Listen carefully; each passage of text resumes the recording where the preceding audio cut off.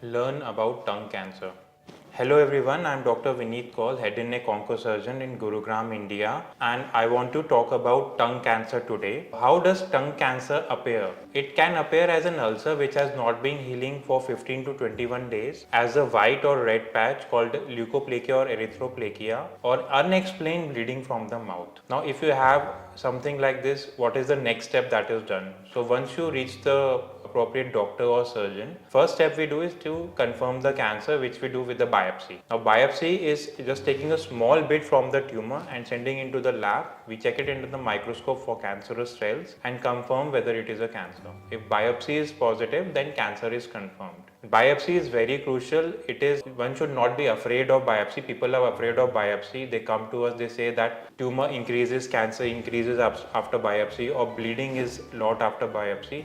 None of this is actually true. Cancer does not spread and there is not a very lot of bleeding after biopsy. After this, we will do scanning, which is in the form of CT scan or generally a PET CT scan, to assess the stage and extent of the tumor. Coming to the treatment is with surgery. During surgery, you can expect that the part of the tongue which is affected is removed, along with some margins or some extra area. This is called a glossectomy or partial glossectomy. Apart from it, the surrounding lymph nodes are also removed to make sure that the tumor extirpation is complete. Once the tumor area from the tongue is removed, we can actually either close it primarily if it is very small, but in some cases we have to do reconstruction. Reconstruction is remaking the part of the tongue so that you have normal speech and swallowing. For reconstruction, we take skin from the forearm and along with the blood vessels, the vein, and remake the tongue and join into the blood vessels in the neck. So that is about the surgical part. During surgery, a tube is put into the stomach through the nose. This is called a feeding tube. Liquid diet is given through the feeding tube. This ensures that the affected oral area gets proper time to heal, which is around 10 to 15 days, and adequate nutrition is maintained. After 15 days, we remove the pipe and start the oral feeds. One can also expect that there is a pipe in the neck called a drain. It helps remove excess fluid from the neck and promotes healing.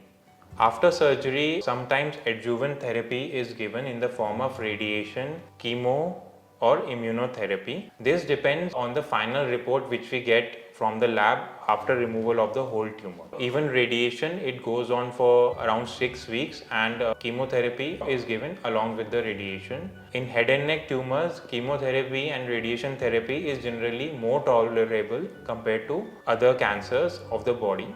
So one should not be hesitant to take it.